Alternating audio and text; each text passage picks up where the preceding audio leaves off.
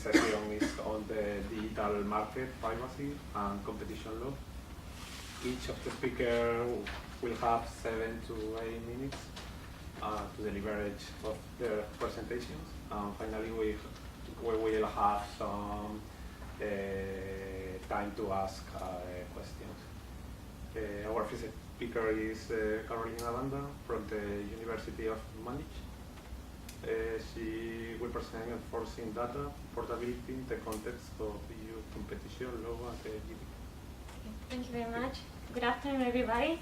It's a pleasure to be here with all of you to present my short paper. Okay, so let's get started.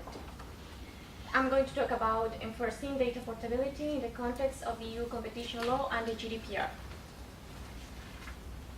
Okay, in these 2 days we have discussed a lot about the relationship that exists between competition law and data protection, and I think that many scholars agree that maybe the area where the relation is closest is in data portability, because as we know, competition law and data portability are focused on protecting consumer welfare.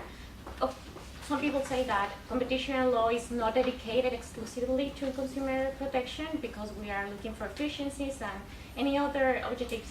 But at the end, what we want is protect consumers.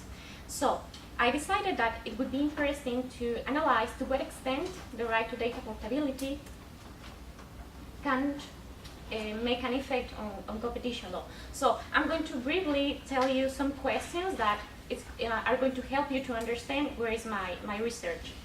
First, what would happen if any data holder refused to grant access to data to users or competitors and thereby impeded data portability? This might be a potential case of refusal to license. Second, what are the lock-in effects in data-driven markets? Another scenario, what would happen with data that had not been provided by the individual directly, but that was generated by the conduct of the data subject or through the use of a device or a service? Is it portable? That would be the case of wearable devices and sensors connected to people or cars. And all these questions come to our main research question, that is, to what extent does the right to data portability help to solve lock-in effects in data-driven markets? I'm going to try to develop this question in my research. Okay, my research paper and this presentation is organized in the following way. First, a brief introduction, then we go to the role of data in modern competition law analysis. Basically, I'm going to try to summarize the characterization of data-driven markets that we already discussed a lot this morning. Then I'm going to try to apply the doctrine of refusal to license in data markets in light of the Article 102 of the Treaty of Functioning of the European Union.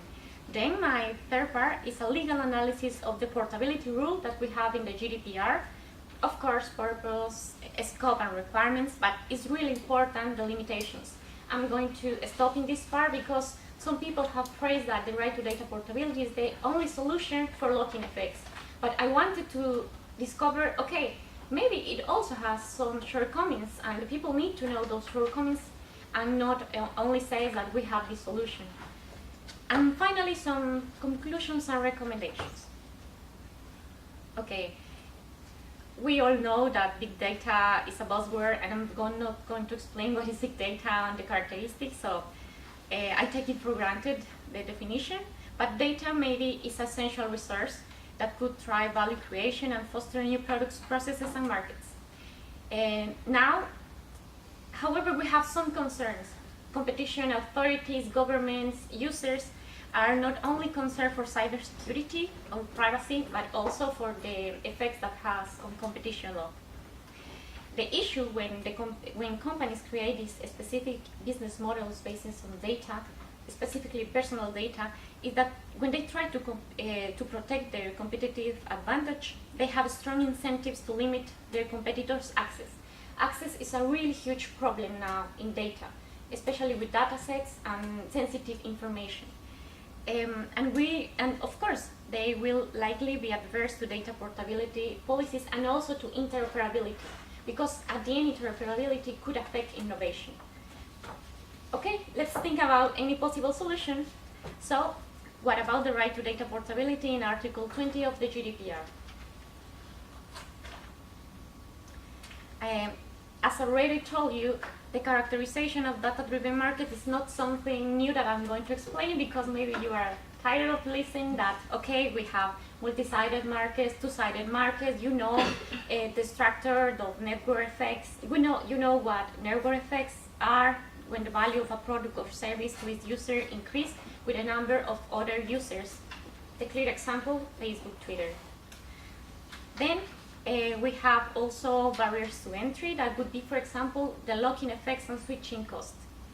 The easiest example that I could find for explaining what is a lock-in effect is Facebook.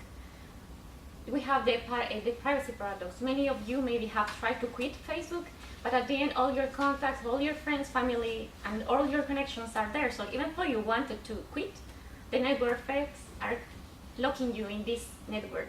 And also you have switching costs. The switching costs are all the measures or activities you have to do in order to change to another platform.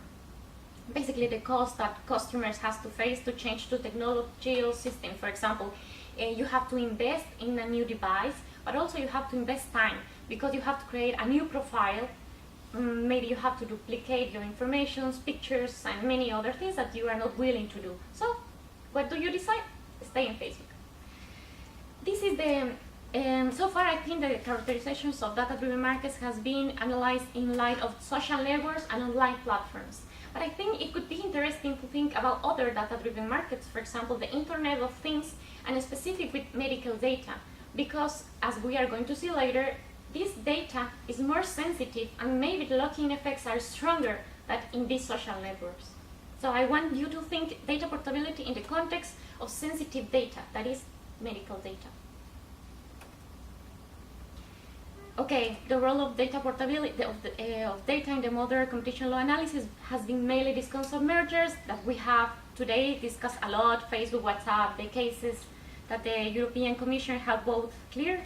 So I don't going to be in detail, but I would like you to explain a little bit the Sanofi Google case, because it was a merger that was cleared in 2016 by the European Commission, but they defined just 6 markets, and none of these 6 markets were related with personal data of patients. They just defined a market, for example, for insulin or the services that were related with data, but data itself was not defined, which could be maybe a problem.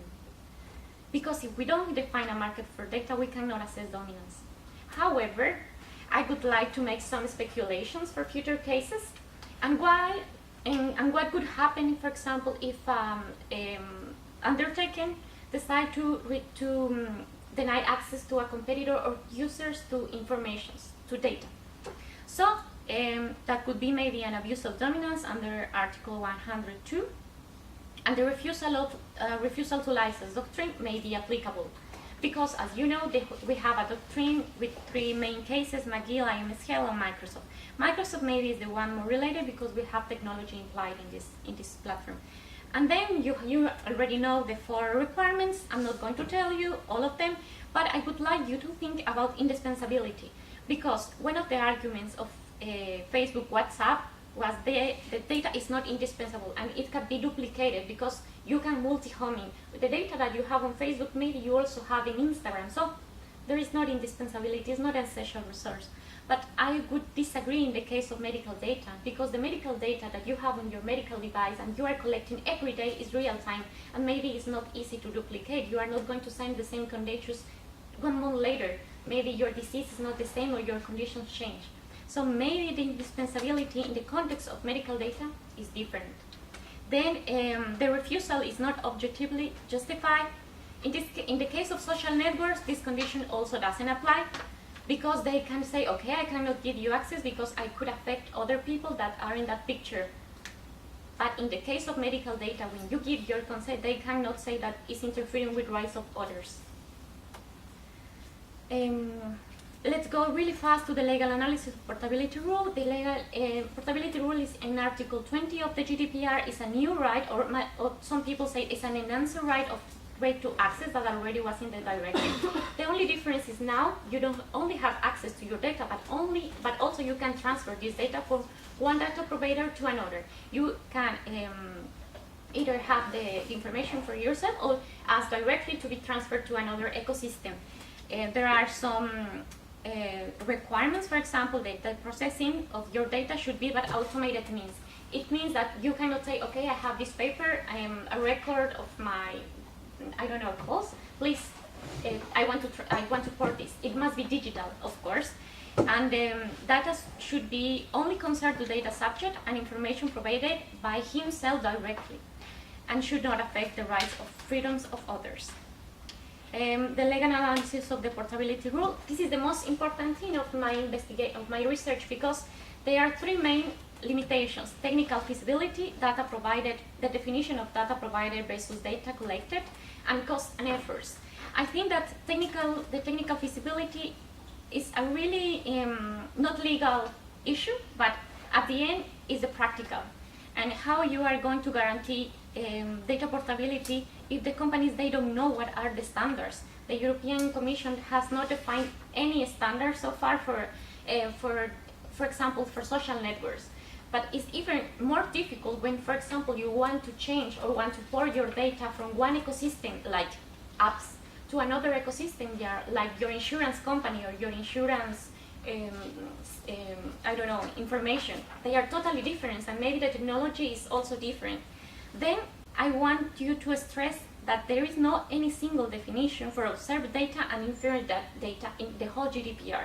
And this is a really, really huge problem, because there are many borderline cases where the inferred data is really, really important. For example, there is the opinion of the Working Party 29, and they say the inferred data is not included in the data portability right. But I totally disagree with that, because, for example, what will happen with a person who is with a wearable device and that collects data of the body functions of his body during the time of medication and analyze them in real time.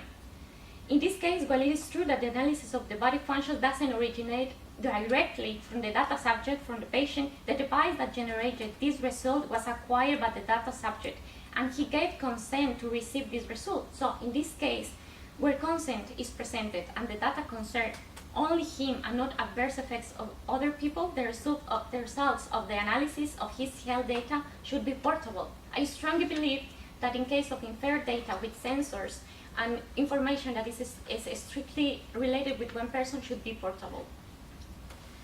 And my conclusions, I'm finishing, and I think that some details of the concrete design of the GDPR affect competition in one way or another, even though they pursue other objectives. However, we should not assume that more or access is always positive for competition. For example, the principles of the refusal license has shown that it's important to strike a balance. Then we have some limitations in the design of the GDPR. For example, it only applies to business to consumers relationship, only to personal data, the type of size of the business, and finally the data format has not been defined. Finally, I answer my research question with this. Lock-in effects are not only with personal data. Lock-in effects also exist for industrial data or non-personal data. For example, I think that one solution is sector regulation, not competition law, and maybe we could think about the recent communication from the European Commission about access to car data and autonomous mobility information, because as you know, now with autonomous driving, your car is collecting many information with sensors, and maybe this information would help you not only with insurance, with car repairing, about mobility, also could help to public policies to create better roads. So all this information should be also portable, and that is my presentation. Thank you very much.